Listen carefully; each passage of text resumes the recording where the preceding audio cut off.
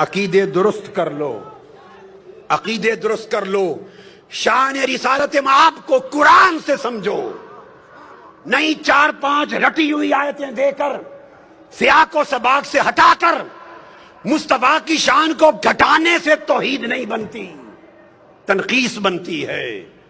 حضور کی شان اقدس اور عقیدہ رسالت کا ایک باب اور ہے، وہ یہ کہ آج ہم میں سے کئی لوگ ہم میں اس بات سے بھی گھبراتے ہیں کہ حضور کو وسیلہ بنانا چاہیے یا نہیں، اور یہ خیال کہ توسل کا کوئی بیان نہیں ہے عقیدہ دین میں اور توحید میں، یہ بھی انکار۔ وسیلہ کا لفظ کسی نے نہیں کرا، خود وسیلہ کا لفظ قرآن نے دیا ہے، اور ارشاد فرمایا گیا یا ایھا الذین آمنوا اتقوا اللہ وابتغوا الیہ الوسیلہ وجاہدوا فی سبیلہ لعلکم تفلحون۔ ایمان والو، اللہ سے ڈرو اور اللہ کا قرب پانے کے لیے اس تک کوئی وسیلہ تلاش کرو۔ سورہ مائدہ آیت نمبر 35، پھر اللہ پاک نے فرمایا اولئک الذین یدعون یبتغون الی ربہم الوسیلہ ایہم اقرب ویرجون رحمتہ۔ یہ لوگ جو پوجا کرتے، عبادت کرتے ہیں، کچھ لوگ ملائکہ کی، فرشتوں کی پوجا کرتے ہیں، کچھ لوگ جنات کی کرتے تھے، کچھ لوگ حضرت عیسیٰ کی، کچھ حضرت عزیر کی، کچھ ان کے بت بنا کے پوجا کرتے۔ قرآن نے کہا جن کی یہ عبادت کرتے ہیں، خواہ وہ حضرت عیسیٰ ہیں یا حضرت عزیر، خواہ وہ جنات ہیں یا ملائکہ، جن کے بت بنا کے عبادت کرتے ہیں، قرآن نے کہا ان کا اپنا عالم یہ ہے کہ یبتغون الی ربہم الوسیلہ، وہ خود خدا کا قرب چاہنے کے لیے وسیلہ تلاش کرتے ہیں۔ ایہم اقرب، کہ کون خدا کے زیادہ قریب ہے تاکہ اسے وسیلہ بنائے اور خدا کا قرب پالے۔ تو قرآن مجید نے اللہ کے مقرب بندوں کو وسیلہ بنانا قرآن نے نص کے ذریعے واجب بنا دیا۔ ارے وسیلے کو عقیدہ توحید کے خلاف سمجھنا، یہ قرآن کا انکار اور شریعت قرآنی کی سے جہالت۔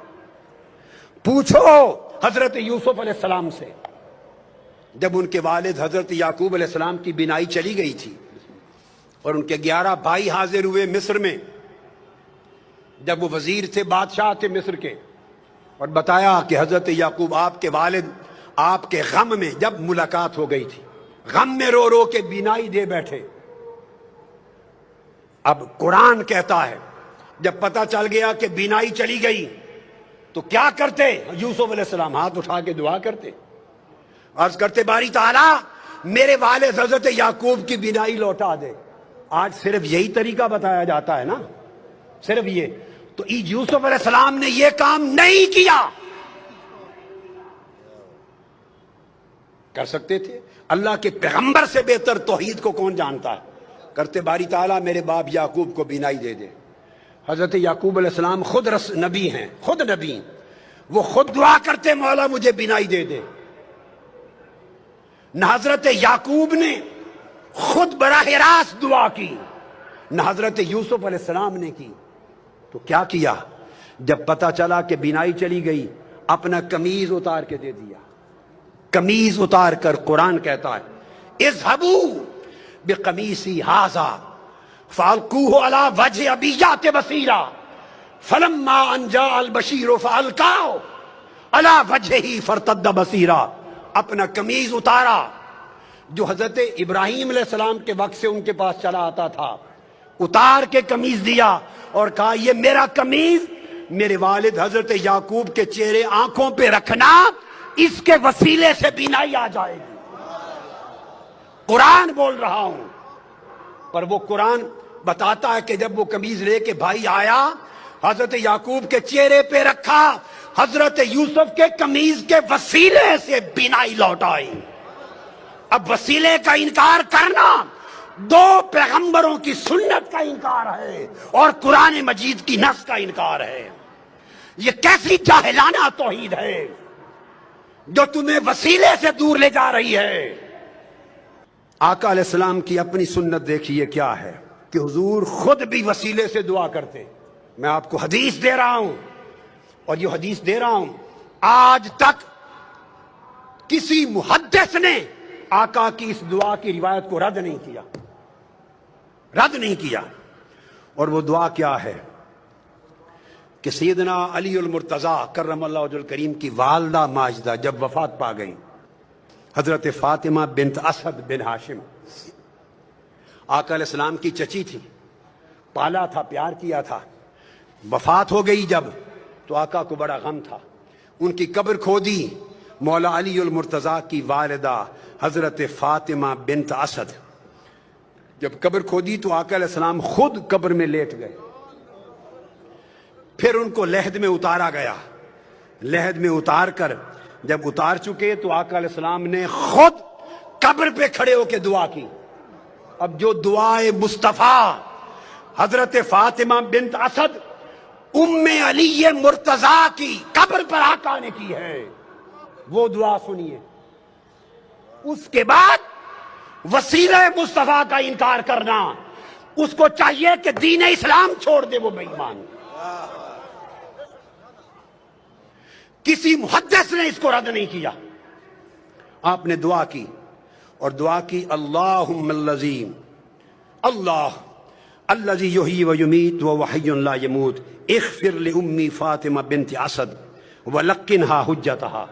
اے اللہ جو زندہ اور سلامت ہے اور قائم و دائم ہے، جو فوت نہیں ہوتا، میری ماں فاطمہ بن اسد کی بخشش فرما، اس کو اس کے کلمہ کی تلقین فرما.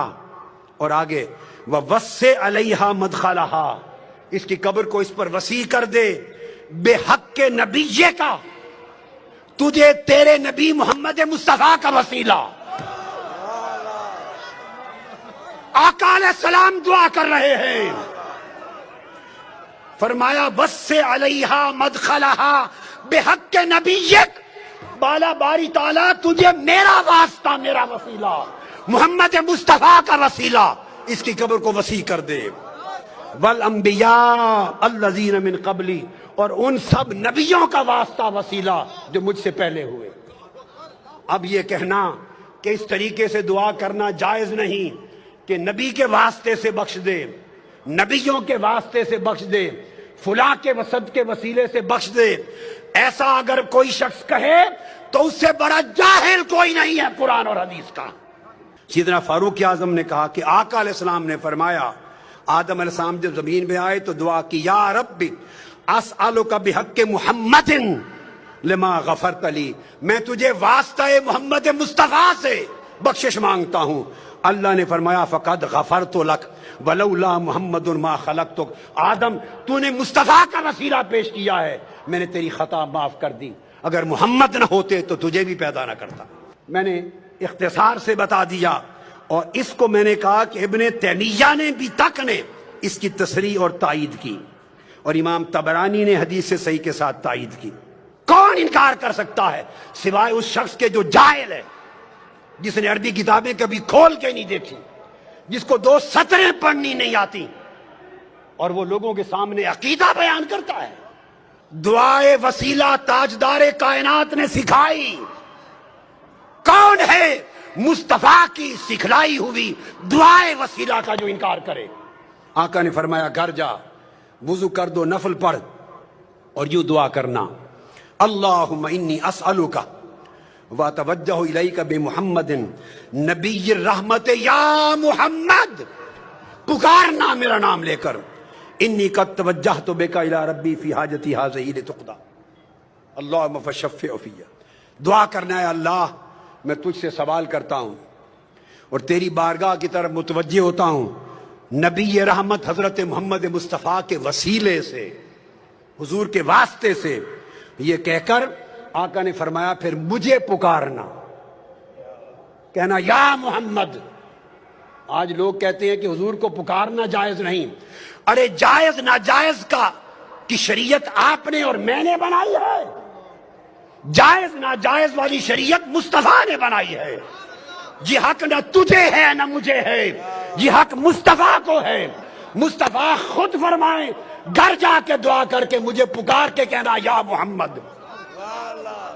تم حضور کے منکر ہو. یہ کہہ کر انہوں نے دعا کی، یا محمد آپ کے وسیلے سے اللہ سے مانگتا ہوں.